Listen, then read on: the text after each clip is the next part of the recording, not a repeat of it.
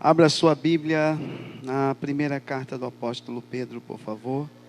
No capítulo de número 5, e nós estaremos fazendo a leitura de alguns versículos. Na verdade, são os últimos versículos dessa carta escrita pelo apóstolo Pedro. Primeira carta do apóstolo Pedro, capítulo de número 5. Nós estaremos lendo a partir do versículo de número 10, quem localizou, diga amém. 1 Pedro, capítulo de número 5, a partir do versículo de número 10, diz assim a palavra de Deus: E o Deus de toda graça,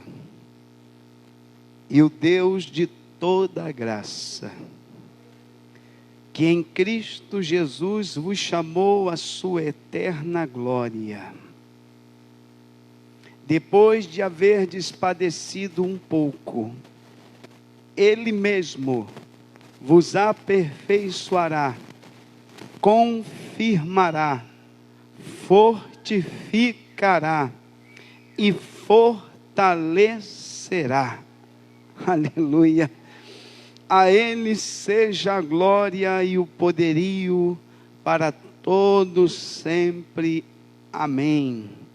Por Silvano, vosso fiel irmão, como cuido, escrevi abreviadamente, exortando e testificando que esta é a verdadeira graça de Deus, na qual estáis firmes.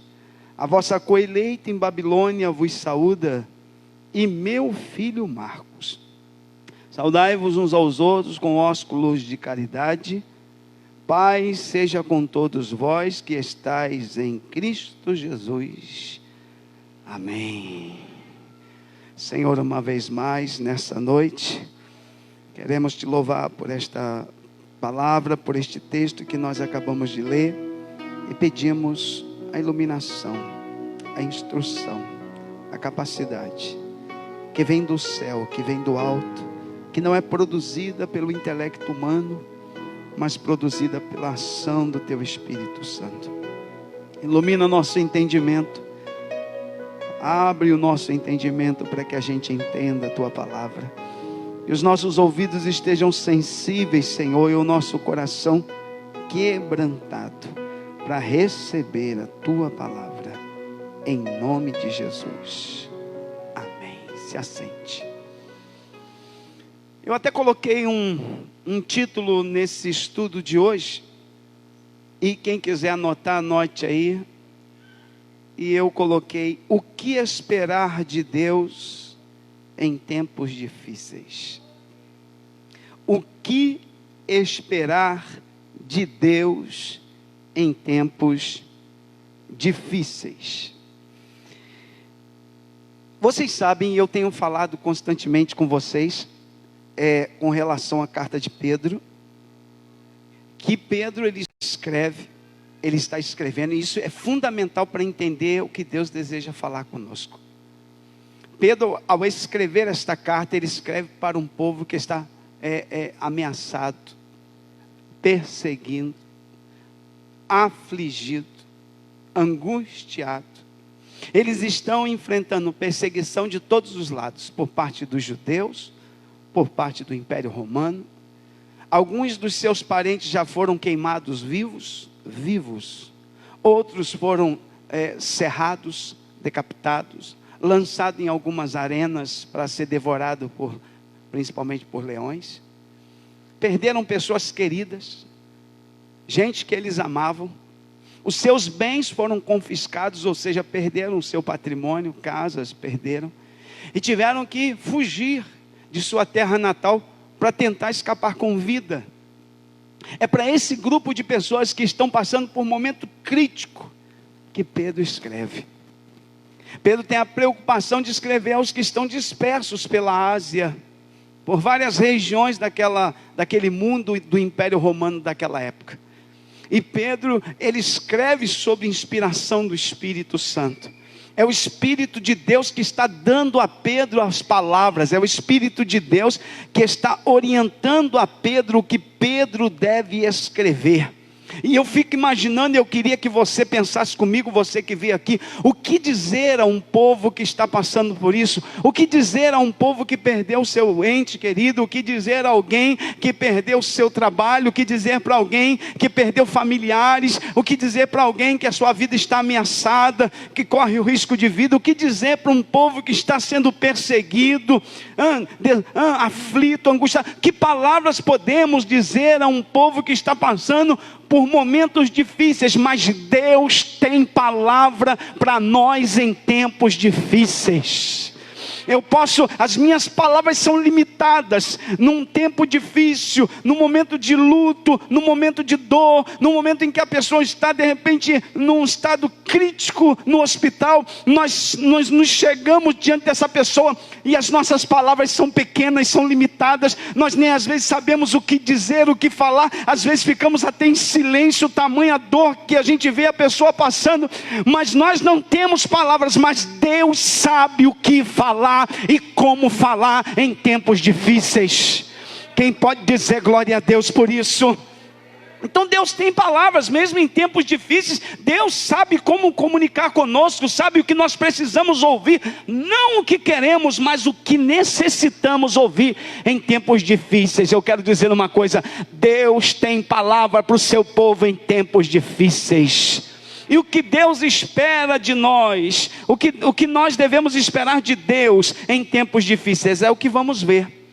Pedro escrevendo, ele diz assim, acompanhe comigo no versículo de número 10, o que escrever para um povo que está aflito? Ele escreve assim: e o Deus de toda graça, espera aí, deixa eu explicar para vocês, ele vai dizer assim, e o Deus de toda a graça. Ele não diz assim, o Deus de graça, não, ele diz assim, o Deus de toda a graça. Deixa eu explicar para você o que é graça.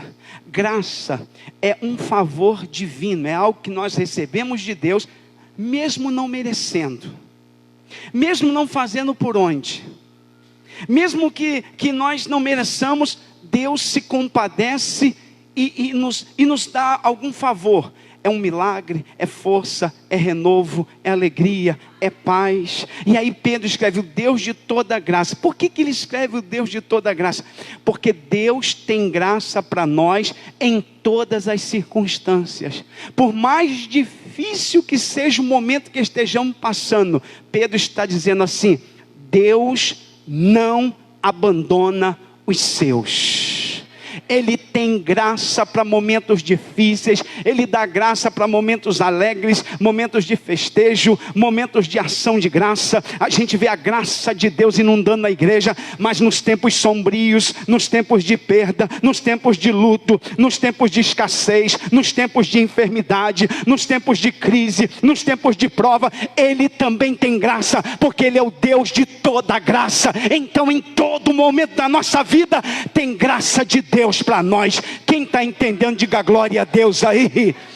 Oh, aleluia. Tem alguém entendendo o que eu estou pregando? Significa dizer o que, pastor? Talvez alguém ainda não entendeu e eu vou explicar com detalhes. Significa dizer que Deus tem graça para os teus momentos de dificuldade. Nos momentos de enfermidade, Deus tem graça, Deus tem força, Deus tem renovo, Deus tem uma palavra de ânimo, Deus te encoraja, Deus te fortalece, Deus te renova. Nos momentos de perda, nos momentos de escassez, nos momentos de aflição, nos momentos de decepção, Deus tem graça para nós. Tem alguém entendendo? Diga glória a Deus aí. É o Deus de toda graça. Toda graça. A graça de Deus é uma coisa tão assim fascinante. A graça de Deus é uma coisa tão fascinante que Paulo, quando estava passando por aquele momento difícil lá em 2 Coríntios, que há um espinho afligindo ele, que há um momento difícil, sabe o que Deus disse para ele? A minha graça te basta. Paulo, você pode não estar percebendo, mas nesse momento de dor, de aflição, de angústia, a minha graça está sobre a sua vida. A minha graça, Fernanda, quando Paulo escreve o que Deus revelou a ele, Paulo escreve assim, a minha graça te basta. No original significa assim, Paulo, a minha graça te é suficiente. O que você precisa da minha graça? Pai, o que eu preciso para suportar essa luta? A minha graça. O que eu preciso para suportar essa prova? A minha graça. O que eu preciso para suportar esta crise que eu estou passando? A graça de Deus. A graça de Deus te sustenta na crise. A graça de Deus te sustenta na enfermidade. A graça de Deus te sustenta no luto. A graça de Deus te sustenta nos momentos difíceis da vida. A graça de Deus te encoraja. A graça de Deus te anima.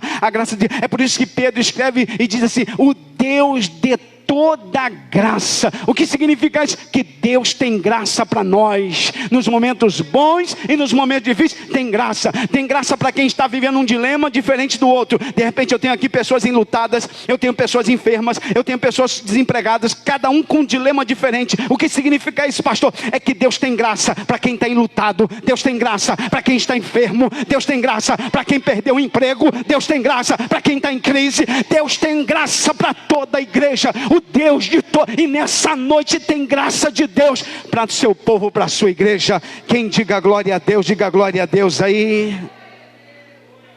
É a graça de Deus. É por isso que nós precisamos dessa graça. Essa graça é tão importante que o autor aos Hebreus chega a escrever dizendo: cheguemos-nos com confiança aonde? Ao trono da graça.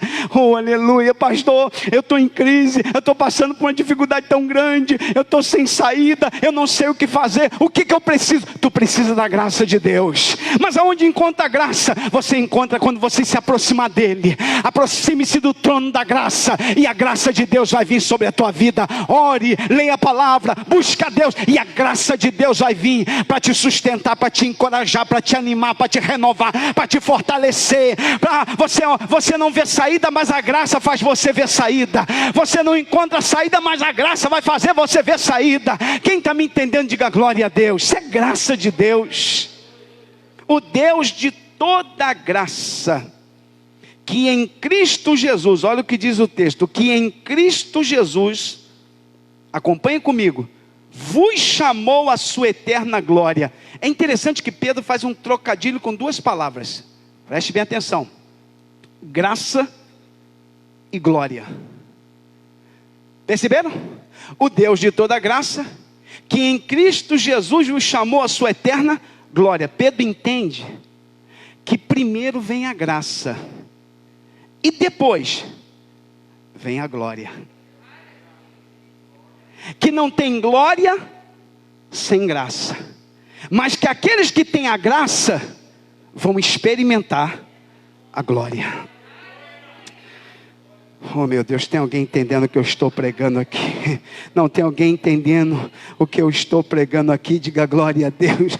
Eu quero dizer uma coisa: tudo que começa com a graça, termina com a glória. Tudo que começa sem graça, termina sem glória. Mas tudo que começa com graça, termina com glória. A graça de Deus nos alcançou, a graça de Deus nos salvou, a graça de Deus nos libertou, a graça de Deus nos transformou. E o que nós esperamos? A glória de Deus, a glória, a eternidade, o céu. Nós estaremos todos juntos na glória de Deus, glorificando, porque a graça de Deus nos alcançou. Então quem tem graça, recebe a glória de Deus.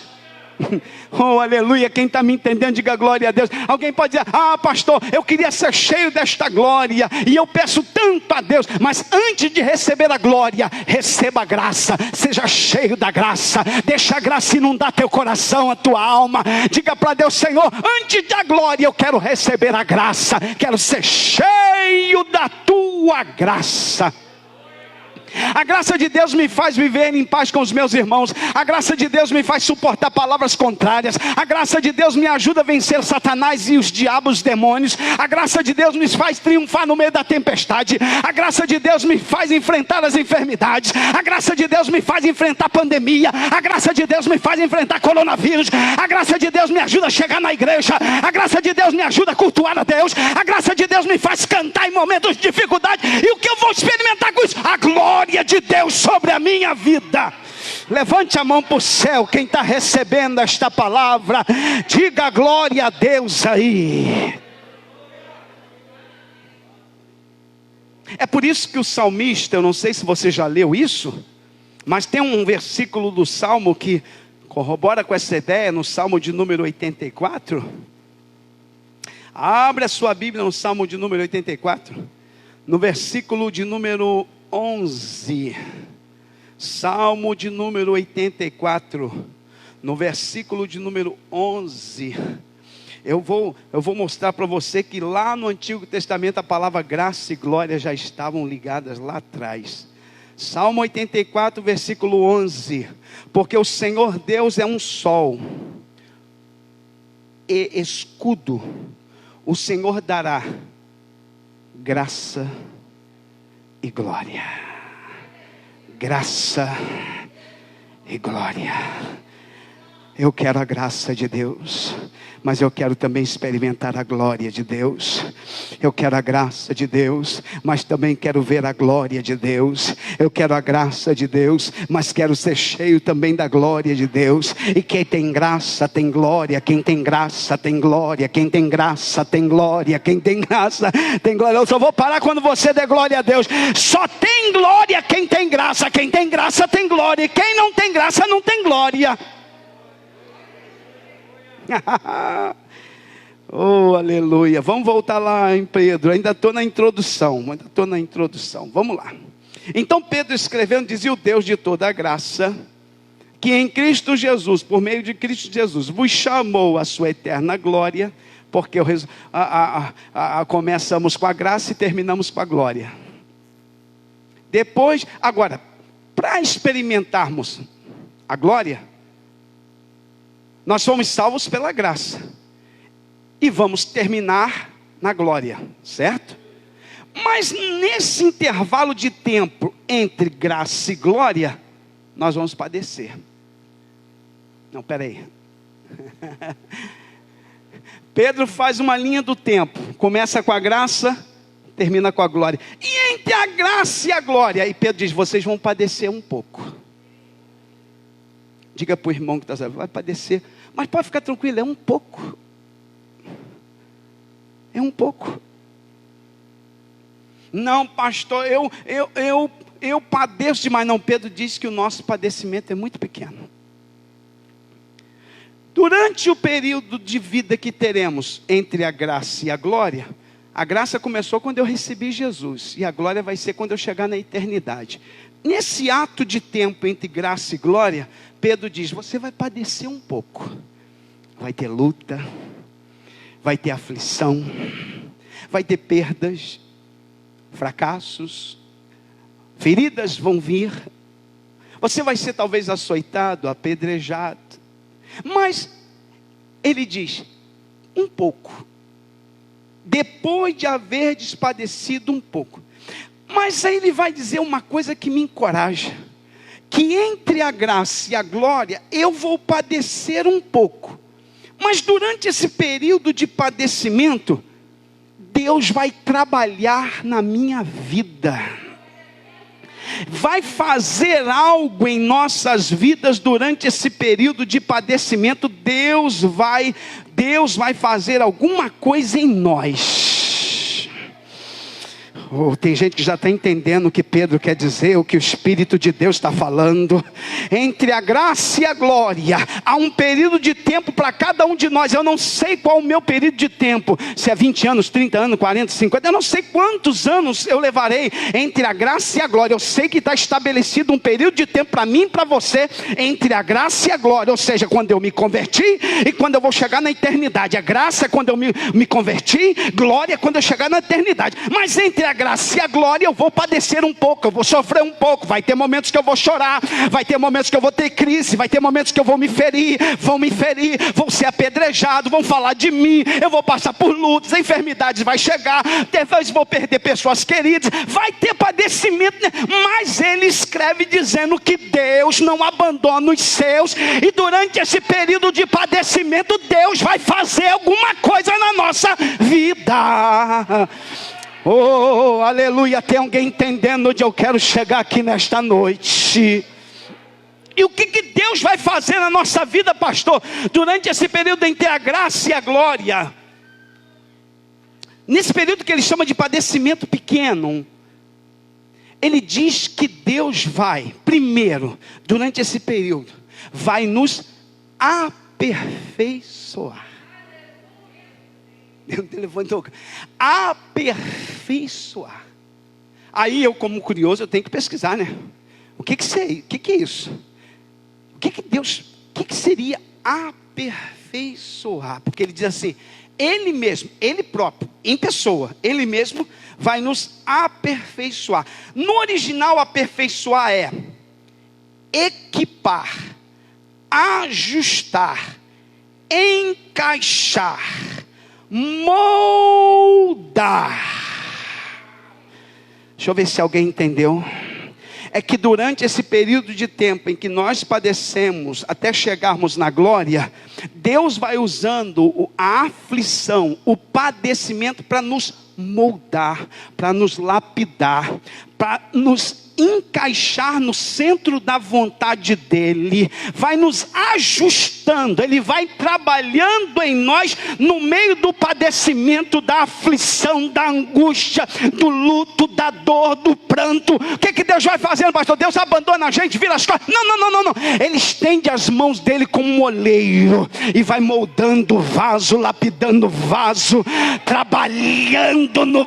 meu Deus, tem alguém entendendo o que eu estou pregando aqui? É isso que Pedro está dizendo. Nesse ato de tempo entre a graça e a glória, vão surgir momentos difíceis, vão surgir momentos de dor, vão surgir momentos de lágrima, e Deus fica aquém da nossa luta, da nossa aflição. Não, ele está trabalhando na aflição, ele está trabalhando em nós, lapidando-nos, nos moldando, nos encorajando, nos encaixando, trabalhando em coisas na nossa vida que precisam ser trabalhadas. Se você entende isso, diga glória a Deus aí. Oh, aleluia. Aponte a mão para alguém e diga: Deus está trabalhando na tua vida. Diga: Deus está trabalhando. Você pode até não estar vendo, você pode até não estar percebendo, mas Deus está trabalhando na tua vida. Então Deus vai aperfeiçoando. E só isso, pastor? Não. O termo também diz assim, que ele também confirmará. Eu fui pesquisar o que significa esse termo confirmar. Vem da raiz firmar. Não, peraí. Aleluia. Firmar no grego, fixar com firmeza, prender firmemente. O que Deus faz no momento da luta, até nós chegarmos na eternidade? Ele primeiro vai nos aperfeiçoando, vai nos lapidando, e depois Ele vai nos confirmar. É dar firmeza, é fixar alguma coisa firmemente, isso, é por isso que Paulo escreve: sede firme. O que significa isso, pastor? Deixa eu tentar explicar para você o que Pedro tem em mente. Ele quer dizer o seguinte, que durante esse período, Deus vai produzindo em nós firmeza. Nós vamos ficando mais firmes. A luta, não pense que a luta vem para te matar, que a aflição vem para te tirar do caminho. Não, pelo contrário. Na vida do crente, Deus faz uso da aflição, do padecimento, da dor, da angústia, e Ele transforma isso em bênção, e vai te firmando, vai te dando firmeza, vai te dando estrutura, vai trabalhando no teu emocional. Você pode até não estar percebendo, mas Ele está trabalhando, Ele está te dando firmeza, Ele está te prendendo ali bem firme no caminho, para você não se afastar nem para a direita, para você não se afastar nem para a esquerda. Ele vai trabalhando, vai te dando uma estabilidade que você não tem. É algo que só Deus sabe fazer, só Deus pode produzir isso. Aí o vento sopra para cá, o vento sopra para lá. É como uma roupa que você pendurou no varal, mas você colocou tantos pregadores, ela está tão presa que o vento bate para cá, bate para lá, ela balança, mas não sai, ela está presa. E Deus está falando: eu fixo os meus filhos no meu caminho, no meio da luta, da dor. O vento vem, mas não arranca, porque eu estou firmando o meu filho, minha filha, na minha presença. Oh, aleluia. Quem pode dizer glória a Deus aí?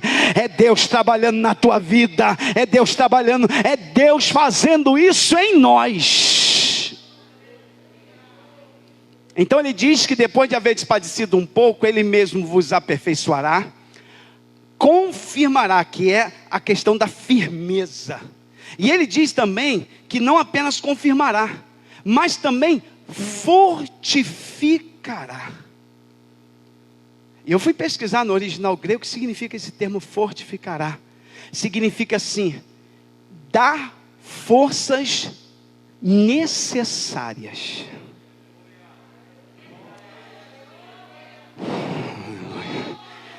Oh, aleluia. É só Ele que faz isso, gente. Oh, e Ele está aqui nesta noite. Aleluia. Oh, aleluia. É por isso que eu amo esse Deus. Ele não nos abandona. Ele não nos esquece de nós. Fernanda, Ele nos aperfeiçoa em meio à luta. Ele nos confirma no meio à luta. E Ele nos fortifica. Ele nos dá força necessária. E tem até no original grego, esse termo fortificará, é como se fosse Eliseu lançar um alicerce que vai suportar o peso da construção. É base, estrutura. Meu Deus do céu, alguém está entendendo o que eu estou pregando aqui? Pedro está dizendo, não se preocupe, porque no meio desta luta, entre a graça e a glória, Deus não abandona os seus, mas Deus dá estrutura, Deus te dá base, Deus te ajuda a sustentar o peso, Deus ajuda você a aguentar a luta, Deus ajuda você a carregar a cruz, Deus não te abandona, não, Ele fortificará. A força de Deus vai vir sobre a tua vida como uma força do céu, uma força divina vai vir sobre você. Ninguém vai entender nada. Meu Deus, mas como é que ela está suportando tudo isso? É a força que Deus dá ao crente, é a força que Deus dá aos salvos, é a força que Deus dá para aqueles que servem a Ele. Alguém olha e diz, mas como é que pode? É a força de Deus. E nesta noite tem força de Deus para a nossa vida. Olha lá, Ele mesmo os aperfeiçoará, confirmará, fortificará. Isso significa dizer que entre a graça e a glória, Deus não abandona a gente, Everson. Ele nos aperfeiçoa, Ele nos confirma, Ele nos dá firmeza, e Ele nos fortificará. Vai ter força de Deus para mim. Se não fosse isso eu não aguentaria o pastorado, mas tem força de Deus. Tem horas que a gente diz, eu não vou aguentar, não vou suportar. Tem hora que a gente enfrenta tanta luta e diz, meu Deus, mas essa eu não aguento, mas essa eu não vou conseguir. Aí Deus diz, eu te fortaleço. Me ajuda aí, Lohan, eu te fortaleço. Deus está falando com alguém, aí vem aquela pancada de novo, e diz, meu Deus do céu, agora eu não aguento, desguenta, porque eu te fortaleço, eu te dou força, eu te renovo as tuas forças, você vai se levantar, eu vou te erguer, eu vou te levantar, vai vir força de Deus sobre a tua alma, sobre a tua vida, no meio desta crise toda, Deus vai te encher de força. Um minuto para você levantar a mão e dar glória a Deus aí.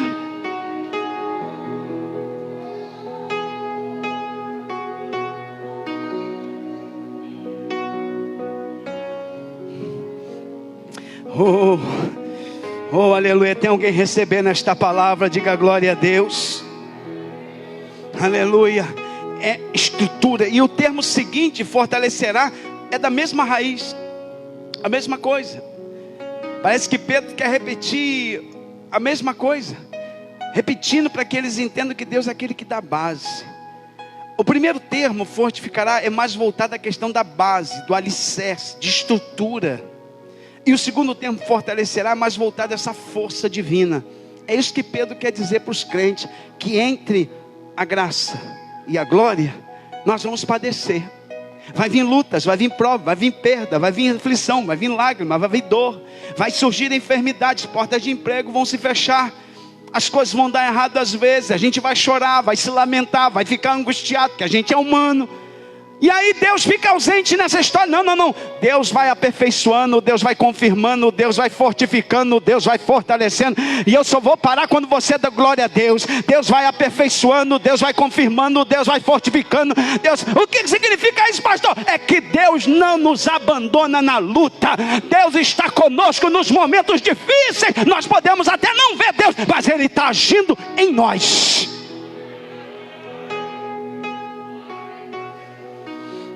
E às vezes nos momentos de luta a gente fica assim, Deus, cadê o Senhor? Deus, aonde tu está? Deus, me socorre, Deus. E Deus está dizendo assim, está sussurrando ao nosso ouvido, está dizendo, eu estou aqui. E nós estamos, Deus, porque nós queremos que caia fogo do céu, um trovão apareça, um raio apareça, o céu fique claro, um sinal visível, e Deus está sussurrando aos nossos ouvidos: eu estou aqui,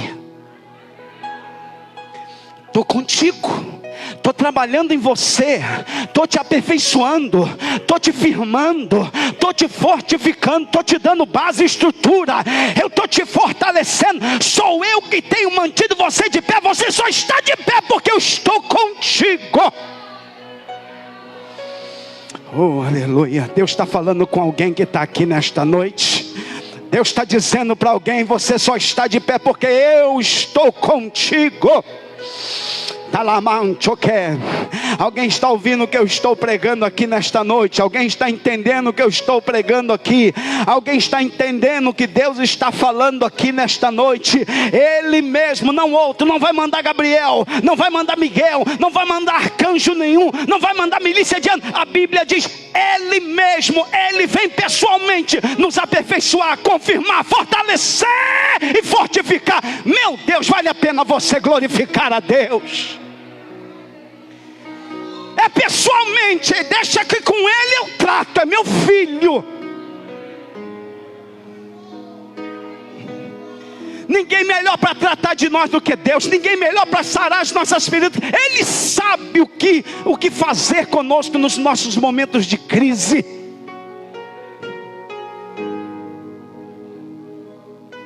E Ele mesmo vem nos aperfeiçoar.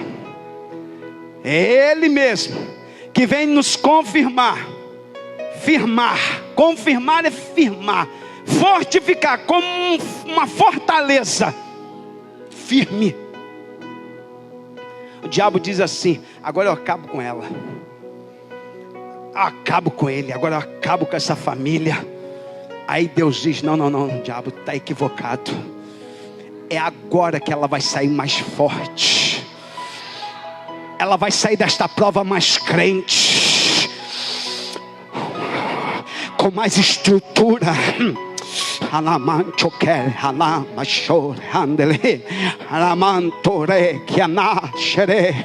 Aleluia. Alguém está ouvindo? Alguém está ouvindo? Alguém está ouvindo o que Deus está falando aqui? Você vai sair melhor desta prova. Deus está falando com alguém que está me ouvindo. Esta prova não vai te matar, esta prova não vai acabar com a tua vida. Não, Deus está dizendo: você vai sair melhor, mais forte, mais amadurecido, mais fortalecido, mais fortificado, com mais base, com mais estrutura, com mais condição emocional. Deus vai te usar com poder e autoridade para ajudar alguém diante dessa luta que você está passando. É um seminário de Deus, para Deus te usar com poder e autoridade. Tu vai ter palavras que ninguém tem, porque tu passou na fornalha e tu vai sair dela, e Deus vai te usar como instrumento para testemunhar o que Deus faz.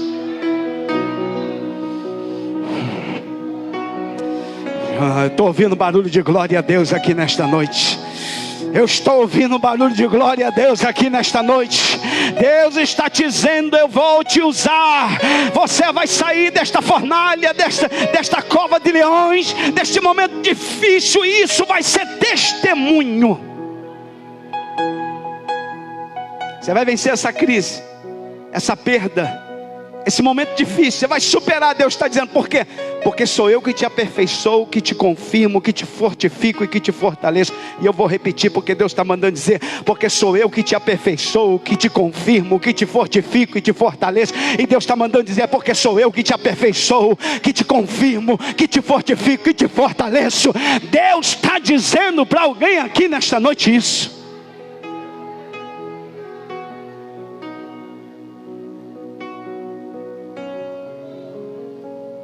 É por isso que ele brada no versículo 11, ele diz: a Ele seja a glória e o poderio para todos. Mas tem que dar glória, né? Depois de uma revelação dessa, ele tem que dar glória. A Ele seja a glória. É Ele que faz isso, é Ele que opera isso, é Ele que trabalha nisso. A Ele seja a glória e o poderio para todo sempre. Amém. Então Pedro convida aqueles crentes que estão passando por luta a dar glórias ao Senhor. Glorifica Ele, porque é Ele que te aperfeiçoa, Ele que te fortalece, Ele que te confirma, Ele que vem do céu te dá força. Vai dando glória a Ele. Coisa linda, né? Aí no versículo 12 ele diz assim: por Silvano.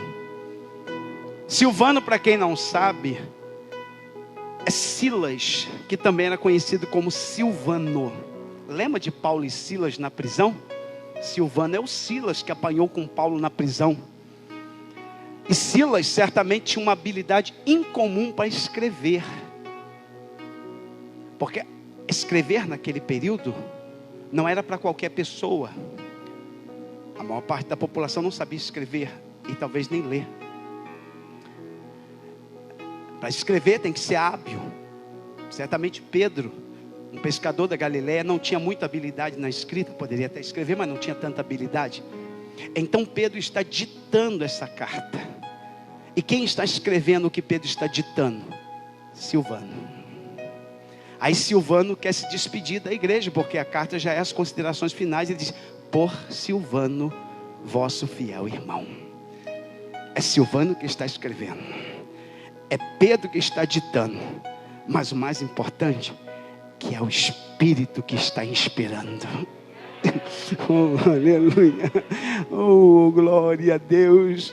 Não importa se foi Pedro que escreveu, não importa se foi Silvano que escreveu, o que importa é quem inspirou.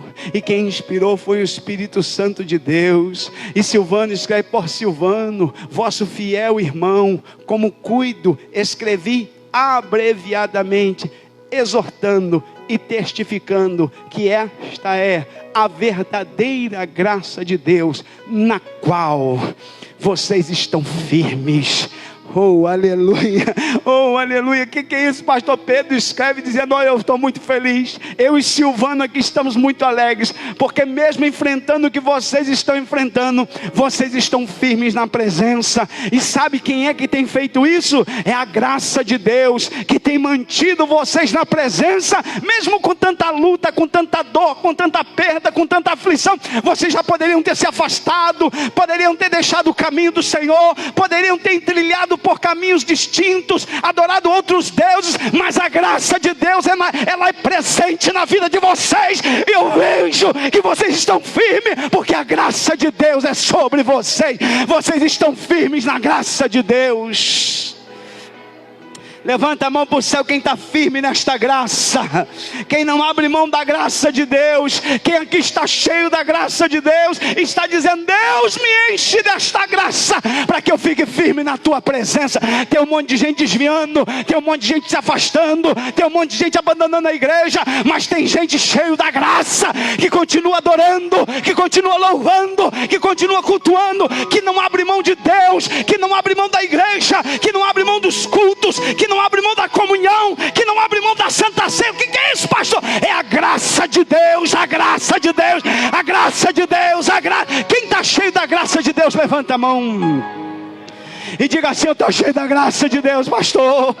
Porque graça de Deus? Porque eu não mereço, eu não sou digno, eu erro tanto, eu peco tanto, eu faço tantas coisas que eu não devia fazer. Às vezes eu falo coisas que eu não devia falar, penso coisas que eu não devia pensar. E como é que eu ainda estou cheio de Deus, pastor? É a graça de Deus. Aleluia. É esta graça que nos inunda, que nos abraça, na qual nós estamos firmes. A luta pode vir, a prova pode vir, as dificuldades podem vir, mas eu estou firme na graça de Deus. Aleluia, aleluia. Perseguição vem, palavras contrárias vêm. Já desse uma irmã falou: eu não quero mais vir para a igreja, porque falam mal de mim, não sei o que lá. Eu falei: meu irmão, se eu fosse sair da igreja por aquilo que as pessoas falam de mim, eu não estaria mais aqui. E por que eu ainda estou? A graça. O que me sustenta, irmã Risete? A graça. O que me mantém de pé? A graça de Deus. É por isso que Paulo, quando foi orar, e Deus disse: a minha graça te basta, porque o meu poder, Paulo, se aperfeiçoa na tua fraqueza. Aí Paulo descobre o segredo da força dele: a graça de Deus. E ele escreve: testificando que esta é a verdadeira graça de Deus, na qual estáis firmes. Ele diz assim: a vossa coeleita em Babilônia, uma outra igreja, onde acredita-se que Pedro estava. Ele está mandando um abraço desta congregação também para eles, vos saúda. E também meu filho Marcos, filho na fé, Marcos, que tudo leva a crer que possa ser o João Marcos. No versículo 14 ele encerra a carta, chegamos ao fim. Eu acho lindo, porque ele diz assim, acompanhe comigo no versículo 14 para a gente encerrar. Saudai-vos uns aos outros com ósculo de caridade. Você sabe o que é ósculo? Ósculo era um beijo que era dado entre os irmãos no rosto. Homem beijava o outro homem no rosto, e a mulher, a irmã, beijava a irmã no rosto. Era uma forma de cumprimento que é mantida até hoje em alguns países do Oriente. Era uma forma de carinho. E Pedro está nos dando uma lição e nos ensinando que no meio das provações, das aflições, das dificuldades, das perseguições, das crises, mantenha comunhão com os teus irmãos.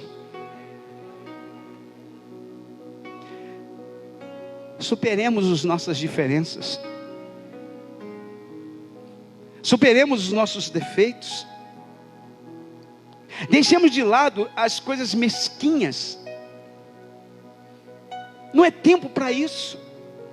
Não é tempo para ter inveja do outro porque o outro cantou e eu não cantei. Que o outro teve oportunidade e eu não tive. Que o pastor menciona muito o nome de fulano, não menciona. Não há tempo para essas mesquinharinhas. Nós não estamos em tempo para isso, para invejas bobas, para meninices, criancices, infantilidades, imaturidade dentro da igreja. Nós estamos em guerra. O diabo quer semear divisão entre nós. O diabo quer semear contenda e aproveitar a crise para semear contenda. Está todo mundo aflito, todo mundo angustiado, com um coração apreensivo diante das lutas. E o diabo tem um terreno fértil para semear contenda, divisão. E aí Deus entra em cena e diz: ei, se amem, amem um ao outro. Ósculo aí é uma forma de carinho. Respeita o irmão que está do teu lado. Aprecie esse irmão, essa irmã. Ei, quem está me entendendo, diga: se Deus está usando ele, dê glória. Se Deus está usando ela, dê glória. Não deixa que nada venha roubar a comunhão do Espírito que é produzida por Deus entre nós. O diabo quer semear divisão. O diabo quer semear contenda. O diabo quer semear, não fala com ele, não fala com ela, briga com ele, briga com ela. O diabo trabalha em pessoas para causar isso. Mas aí Deus entra em cena e diz: ei, é tempo da minha igreja estar em comunhão.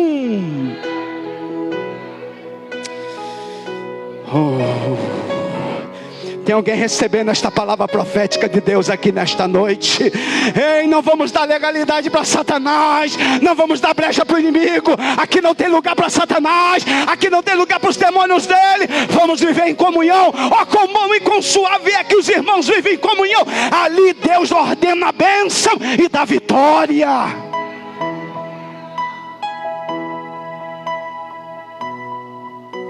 Saudai-vos uns aos outros com ósculo de caridade. Mantenha essa caridade entre eles. Chamamos isso de Filadélfia no grego, fraternidade. Quer ver uma igreja forte? É uma igreja unida, mesmo com diferenças, mas nós lutamos para ser unidos.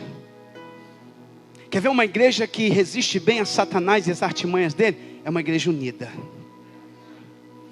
onde há comunhão do Espírito, onde um fala com o outro, onde há respeito, onde a gente sente alegria na alegria do outro e tristeza na dor do outro,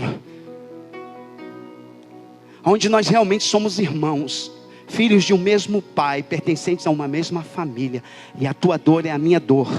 A tua alegria é a minha alegria. Eu vou me alegrar quando tu der um culto de ação de graças, mas quando tu chorar, eu vou chorar contigo.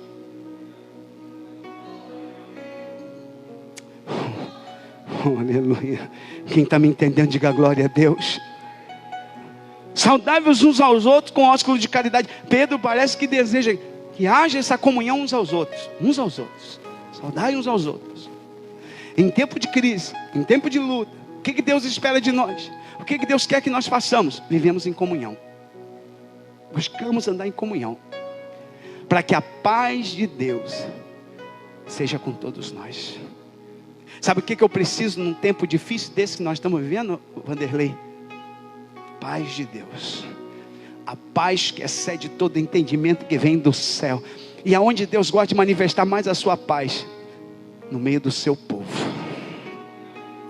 Hoje aqui nessa noite Deus deseja derramar paz, fortalecimento, comunhão. Oh, aleluia. Tudo aquilo que a gente não encontra no mundo, mas a gente encontra na casa de Deus, na presença de Deus. E hoje Deus deseja fazer isso conosco. E Pedro escreve, termina a carta escrevendo exatamente isso. Ei, vivam em paz. Desfrutem desta paz.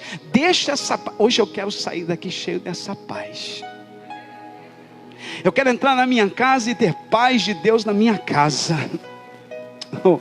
Oh, aleluia. Quem está me entendendo, diga glória a Deus.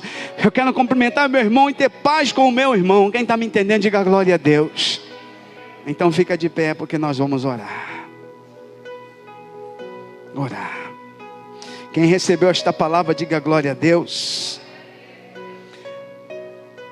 Nós vamos orar porque Pedro escreve, e o intuito de Pedro ao escrever é para fortalecer. Tem até um fundo aí que diz: você não vai parar, porque a gente não vai parar. E eu quero dizer para você que entrou aqui nessa noite, você também não vai parar. Ao escrever essa carta, e encerramos hoje o estudo, não sei quantos meses estudamos ela, mas alguém sabe? Se alguém souber, 3 meses estudando a carta de Pedro, desde fevereiro. Pedro tem por objetivo exatamente dizer isso: vocês não vão parar. Nós começamos na graça e vamos terminar na glória. Eu quero dizer em nome de Jesus, eu espero em Deus que ninguém se afaste do caminho, que ninguém abandone o caminho, mas que todos fiquem firmes até chegar à glória. E eu quero dizer para você que entrou aqui nesta noite, e para pessoas que estão nos ouvindo, Deus não quer que você pare. Tem gente parando, tem gente desanimando, tem gente desistindo. E hoje é noite de você se encher da graça de Deus. É esta graça que vai fazer você ir avante. É esta graça que vai fazer você avançar. É esta graça que vai fazer você suportar os problemas, as dificuldades, as perdas, as aflições. E Deus manda te dizer: e você não vai parar. Feche teus olhos, vamos orar. Senhor, em nome de Jesus, meu Deus, nós queremos te louvar por esta noite que nós celebramos o teu nome, por concluir o estudo da carta de Pedro. E nós encerramos, Senhor, com esta palavra de Deus para a nossa vida, que nós não iremos parar, porque a tua graça nos basta. É a tua graça que nos sustenta, que nos encoraja, que nos anima. E ainda que venham lutas, provações, privações, ainda que tenhamos perdas, ainda que passamos por momentos difíceis na vida, ainda que as lágrimas cubram os nossos olhos, Deus, nós não vamos parar, porque a tua graça nos sustenta. Por isso nesta noite eu quero orar por pessoas que estão aqui, Senhor, que precisam desse fortalecimento, que precisam deste renovo espiritual, que precisam, Senhor, desta força divina. Senhor, em nome de Jesus, Senhor, tu mostraste na tua palavra que durante as provações da vida, o Senhor nos aperfeiçoa, o Senhor nos molda, o Senhor vai nos lapidando, o Senhor vai trabalhando em nós, o Senhor vai nos dando firmeza, o Senhor vai nos fortalecendo, o Senhor não nos abandona nos momentos difíceis, mas o Senhor trabalha em nós. E tu tem trabalhado no meio da tua igreja, tu tem trabalhado no meio do teu povo. Nós podemos dizer que temos visto a tua mão agindo no meio do teu povo, no meio da tua igreja. Tu estás agindo, tu estás trabalhando, tu estás moldando, tu estás dando firmeza, tu estás fortalecendo, tu estás renovando, tu estás dando graça, tu estás curando, tu estás sarando, tu estás restaurando, tu estás trazendo paz, tu estás trazendo alegria. E nós queremos celebrar teu nome aqui nesta noite, porque só o Senhor é digno de honra e de glória. Te louvamos, Senhor, por esta palavra. Te agradecemos por essa noite. Em nome de Jesus. Amém e amém. Quem recebe essa palavra pode aplaudir o Senhor com alegria.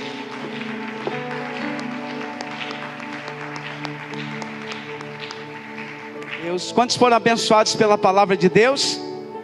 Vamos orar a Deus, né, para ver o que nós vamos estudar na próxima terça-feira. Começar um novo livro ou algum texto interessante. Mas chega em casa, leia um pouquinho mais esse texto. Eu tenho certeza que Deus vai continuar falando com você. Que o grande amor de Deus, nosso eterno Pai, a graça de Jesus Cristo e a comunhão do Santo Espírito de Deus seja sobre toda a igreja de Jesus Cristo, que aguarda com alegria a vinda de Jesus Cristo em glória. E todos digam: e a vitória nossa, e operando o Senhor.